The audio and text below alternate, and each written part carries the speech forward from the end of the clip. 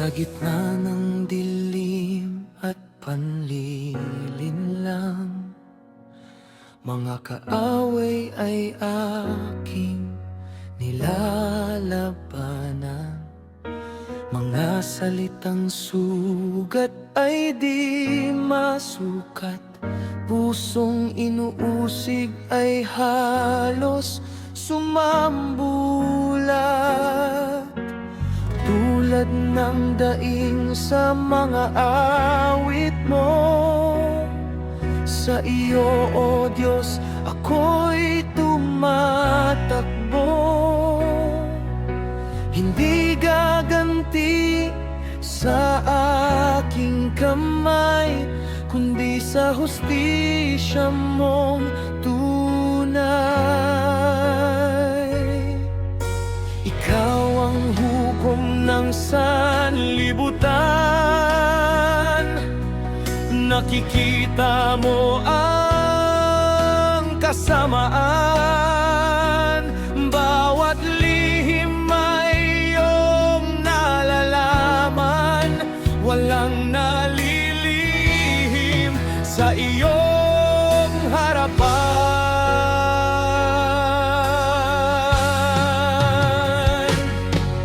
O Diyos ng katuwiran, dinggin mo ang aming panawagan. Hindi paghihiganti ang aming sigaw, kundi katarungan mong banal. Sa iyo namin iniiwan hatol sa masama't kasinungalingan. Ikaw lamang ang may karapatan magbigay ng banal na kahatulan.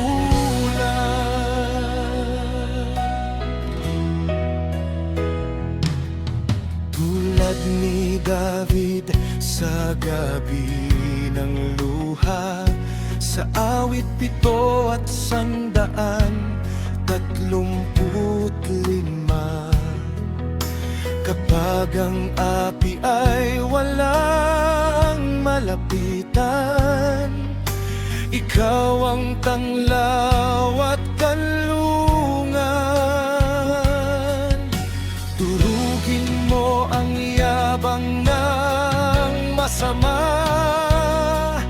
hadlangan mo ang kanilang balak pa.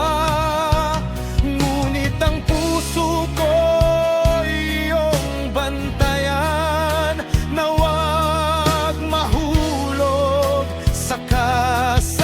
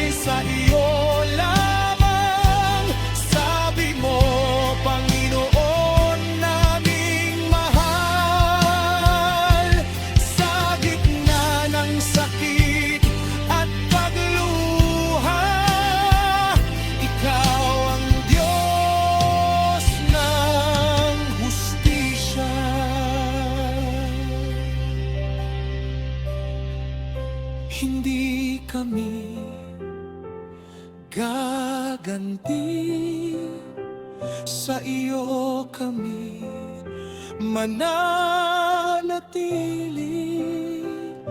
hanggang ang liwanag mang banal ay maghari magpakailanman.